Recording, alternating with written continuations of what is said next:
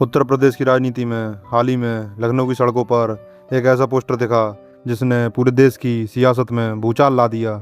इस पोस्टर में भारत के संविधान निर्माता डॉक्टर भीमराव अंबेडकर के आधे चेहरे को काटकर उसके बगल में समाजवादी पार्टी के प्रमुख अखिलेश यादव का आधा चेहरा जोड़ दिया गया था।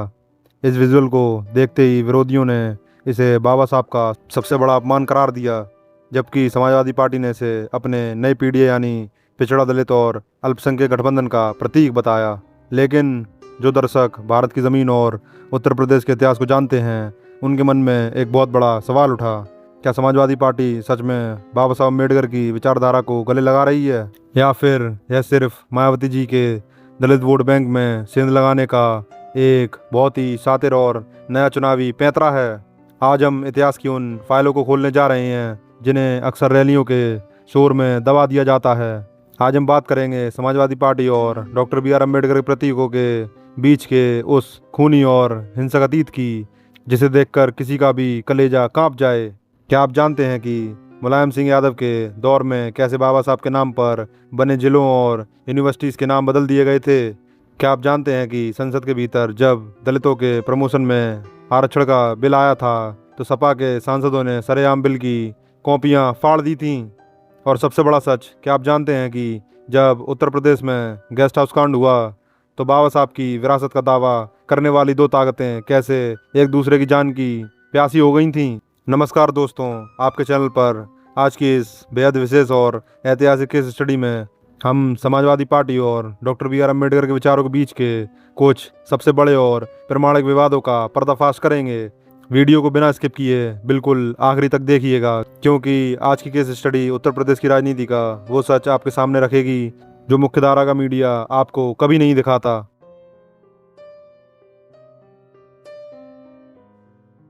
इस विवाद की शुरुआत होती है उत्तर प्रदेश में प्रतीकों और महापुरुषों के नाम पर होने वाली राजनीति से। साल 1995 से लेकर 2007 के बीच जब भी बहुजन समाज पार्टी की सरकार बनी तो मायावती जी ने डॉक्टर भीमराव अम्बेडकर और दलित संतों के सम्मान में उत्तर प्रदेश के कई जिलों, पार्कों और विश्वविद्यालयों के नाम बाबा साहब के नाम पर रख दिए। जैसे अमरोहा का नाम बदलकर ज्योतिबाई फूले नगर किया गया, हाथरस का नाम महामाया नगर और हापुड़ का नाम पंचशील नगर रखा गया।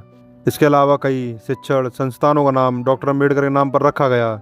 लेकिन जैसे ही साल 2012 में समाजवादी पार्टी की पूर्ण बहुमत की सरकार बनी और अखिलेश यादव मुख्यमंत्री की कुर्सी पर बैठे, वैसे ही सरकार ने एक ऐसा फैसला लिया जिसने दलित बुद्धिजीवियों को गहरा झटका दिया। अखिलेश सरकार ने एक झटके में कैबिनेट मीटिंग बुलाकर बाबा साहब और अन्य दलित महापुरुषों के नाम पर रखे गए करीब 7 से 8 जिलों के नाम वापस बदल दिए। ज्योतिबा फूले नगर फिर से अमरोहा बन गया, महामाया नगर फिर से हाथरस बन गया और छत्रपति साहूजी महाराज नगर का नाम बदलकर गौरीगंज कर दिया गया। समाजवादी पार्टी का तर्क था कि ये नाम जबरदस्ती थोपे गए थे और इससे प्रशासनिक दिक्कतें हो रही थीं, लेकिन दलित संगठनों और बाबा साहब के अनुयायियों ने इसे समाजवादी पार्टी की दलित विरोधी मानसिकता का प्रतीक माना। उनका आरोप था कि सपा अपने कोर वोट बैंक को खुश करने के लिए बाबा साहब की पहचान और उनके प्रतीकों को इतिहास से मिटाना चाहती है। यह पहला मौका था जब युवा अखिलेश यादव की छवि पर बाबा साहब के प्रतीकों के विरोध का एक बड़ा दाग लगा, जिसे आज तक विरोधी हर चुनाव में उछालते हैं।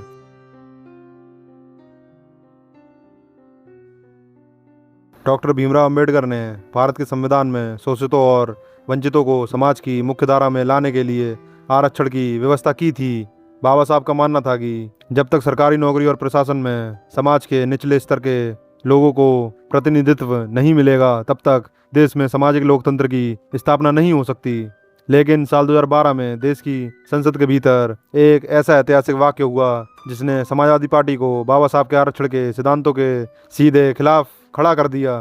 केंद्र की तत्कालीन यूपीए सरकार संसद में एक संविधान संशोधन बिल लेकर आई थी जिसका उद्देश्य था सरकारी नौकरियों में अनुसूचित जाति और अनुसूचित जनजाति के कर्मचारियों को प्रमोशन में भी आरक्षण देना। बहुजन समाज पार्टी और देश के तमाम दलित संगठन इस बिल का पुरजोर समर्थन कर रहे थे, लेकिन संसद के भीतर समाजवादी पार्टी इस बिल के खिलाफ चट्टान बनकर खड़ी हो गई।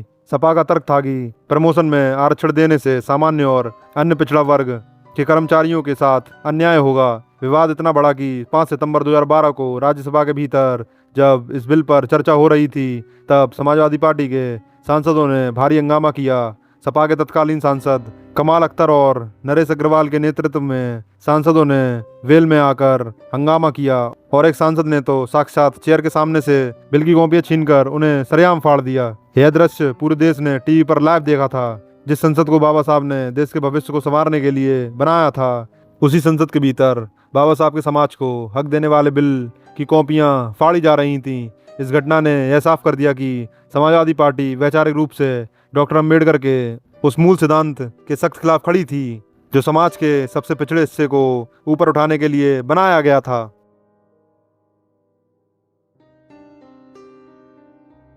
अगर हम समाजवादी पार्टी और बाबा साहब की राजनीति के बीच के सबसे बड़े और सबसे खूनी टकराव की बात करें, तो हमें इतिहास के उस पन्ने पर जाना होगा जिसे लखनऊ गेस्ट हाउस कांड कहा जाता है। यह एक ऐसी घटना है जिसने उत्तर प्रदेश की सामाजिक और राजनीतिक दीवारों को हमेशा के लिए बांट दिया। साल 1993 में बीजेपी को रोकने के लिए मुलायम सिंह यादव की समाजवादी पार्टी और काशीराम की बहुजन समाज पार्टी ने एक ऐतिहासिक गठबंधन किया था। नारा लगा था, मिले मुलायम काशीराम, हवा में उड़ गए जय श्री राम। इस गठबंधन ने सरकार तो बना ली, लेकिन जमीन पर समाज के दो वर्गों ओबीसी यादव और दलितों जाटव के बीच के सामाजिक अंतर्विरोध खत्म नहीं हुए थे।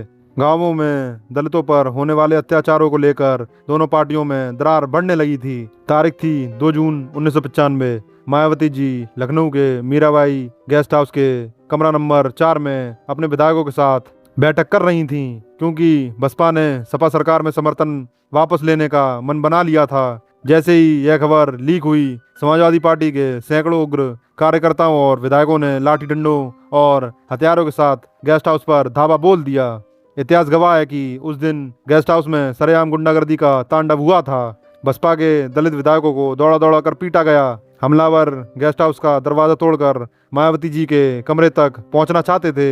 आरोप है कि वे मायावती जी की जान लेना चाहते थे। मायावती जी ने खुद को कमरे के भीतर बंद कर लिया और कुछ पुलिस वाले अफसरों और बीजेपी के नेताओं की सूझबूझ से उनकी जान बच सकी। बाबा साहब डॉक्टर अम्बेडकर हमेशा संवैधानिक और कानूनी मर्यादाओं की बात करते थे। वे हिंसा के सख्त खिलाफ थे, लेकिन उनके नाम पर राजनीति करने वाली बसपा की सबसे बड़ी नेता पर जो जानलेवा हमला हुआ, उसका आरोप सीधे समाजवादी पार्टी के शीर्ष नेतृत्व पर लगा। इस घटना ने गांवों के भीतर दलितों और पिछड़ों के बीच की खाई को इतना गहरा कर दिया कि अगले 2 दशकों तक शोषित समाज का एक बहुत बड़ा हिस्सा समाजवादी पार्टी को अपना सबसे बड़ा दुश्मन मानने लगा।